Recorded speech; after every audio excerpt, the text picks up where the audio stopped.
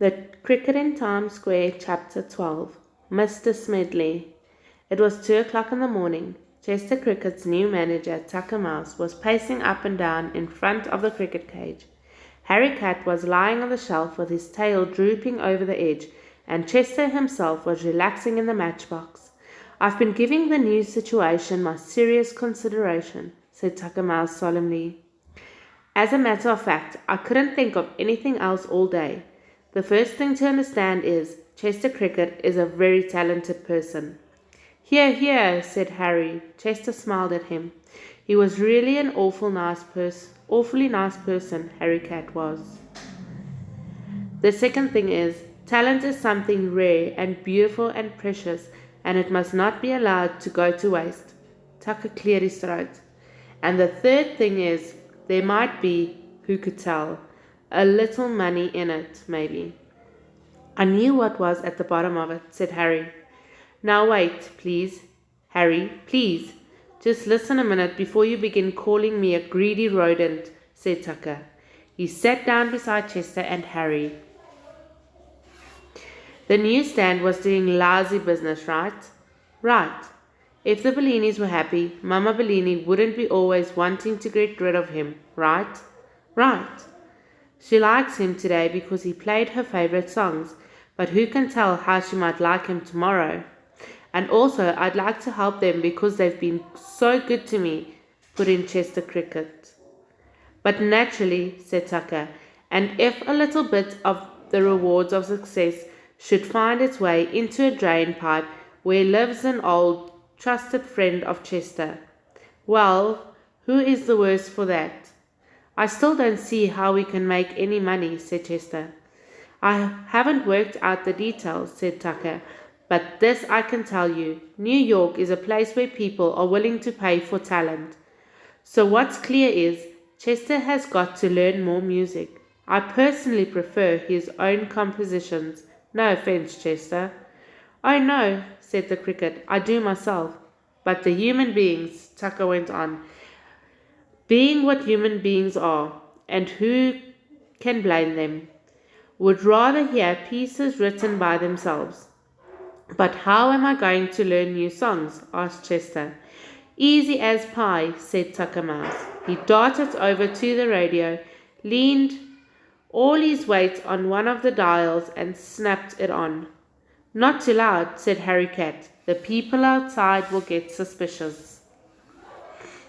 There they are.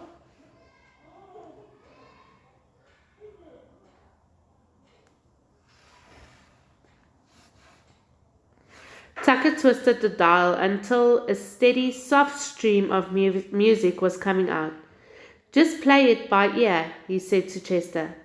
That was the beginning of Chester's formal music education. On the night of the party he had just been playing for fun, but now he seriously set out to learn some human music. Before the night was over, he had memorized 3 movements from different symphonies, half a dozen songs from musical comedies, the solo part for a violin concerto, and 4 hymns, which he picked up from a late religious service. The next morning, which was the last Sunday in August, all 3 Bellinis came to open the newsstand. They could hardly believe what had happened yesterday, and were anxious to see if Chester would continue to sing familiar songs.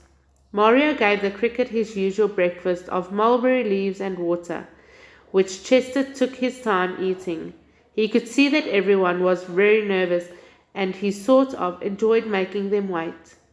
When breakfast was over, he had a good stretch and limbered his wings.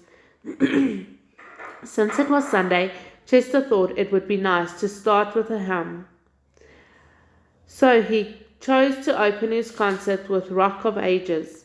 At the sound of the first notes, the faces of Mama and Papa and Mario broke into smiles. They looked at each other, and their eyes told how happy they were, but they didn't dare to speak a word. During the pause after Chester had finished Rock of Ages, Mr. Smedley came up to the newsstand to buy his monthly copy of Musical America. His umbrella, neatly folded, was hanging over his arm as usual. Hey, Mr. Smedley, my cricket plays hymns. Mario blurted out even before the music teacher had a chance to say good morning. And opera, said Papa. And Italian songs, said Mamma. Well, well, well, said Mr. Smedley, who didn't believe a word, of course. I see we've all become very fond of our cricket, but aren't we letting our imagination run away with us a bit? Oh no, said Mario, just listen, he'll do it again. Chester took a sip of water and was ready to play some more. This time, however, instead of Rock of Ages, he launched into a stirring performance of Onwards Christian Soldiers. Mr. Smedley's eyes popped, his mouth hung open, and the colour drained from his face. Do you want to sit down, Mr. Smedley? Asked Papa.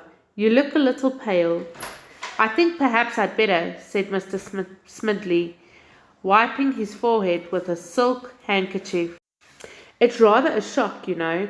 He came inside the newsstand and sat on the stool so his face was just a few inches away from the cricket cage. Chester chirped a second verse of Onward Christian Soldiers and finished with a soaring Amen. And there they are, Mr. Smedley with the cricket in the cage.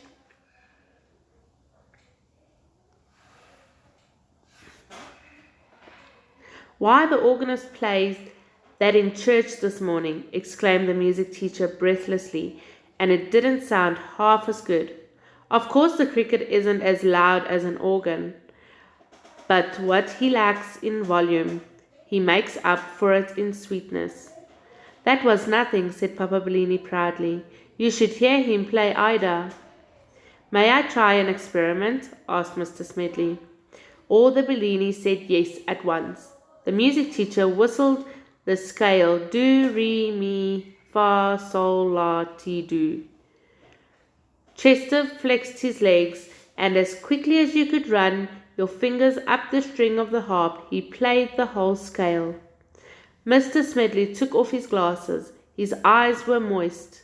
He has absolute pinch, he said in a shaky voice. I've met only one person who did. She was a soprano named Arabella Heffelfinger. Chester started to play again.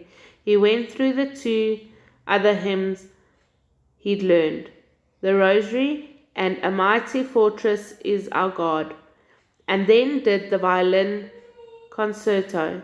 Naturally, he couldn't play it just as it was written without a whole orchestra to back him up, but he was magnificent, all things considered.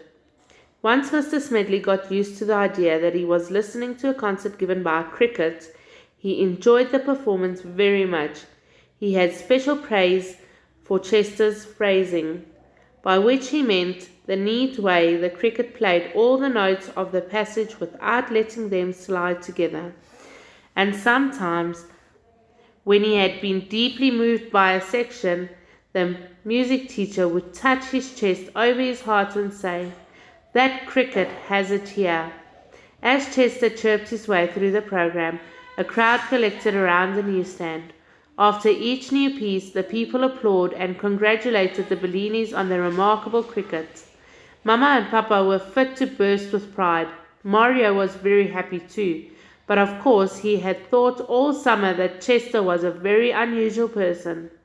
When the playing was over, Mr. Smedley stood up and shook hands with Papa, Mamma, and Mario. I want to thank you for the most delightful hour I have ever spent, he said.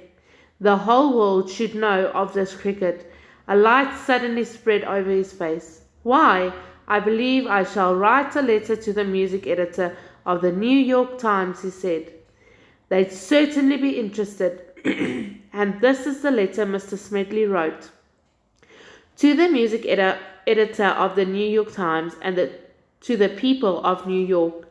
Rejoice, O New Yorkers, for a musical miracle has come to pass in our city. This very day, Sunday, August 28th, surely a day which will go down in musical history.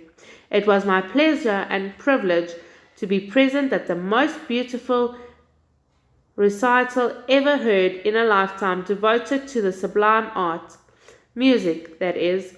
Being a musicologist myself and having graduated with honors from a well-known local school of music, I feel I am qualified to judge such matters, and I say without hesitation that never have such strains been heard in New York before. But who was the artist? The eager music lover will ask. Was it perchance some new singer, just lately arrived from the triumphant tour of the capitals of Europe? No, music lovers, it was not. Then was it some violinist who pressed his cheek with love against his darling violin as he played? Wrong again, music lovers. Could it have been a pianist with sensitive long fingers that drew magic sounds from the shining ivory keys? Ah, music lovers, you will never guess. It was a cricket, a simple cricket, no longer than half my little finger, which is rather long because I play the piano, but a cricket that is able to chirp operatic, symphonic, and popular music. Am I wrong, then, in describing such an event as a miracle? And where is this extraordinary performer? Not in Carnegie Hall, music lovers, nor in the Metropolitan Opera House. You will find him in the newsstand run by the Bellini family in the subway station at Times Square. I implore every man, woman, and child who has music in their soul not to miss one of his illustrations, nay, his glorious concerts. Exchantedly yours, Horatio P. Smedley. P.S. I also give piano lessons. For information, write to H.P. Smedley, 1578 West 63rd Street, New York. And that's all for today.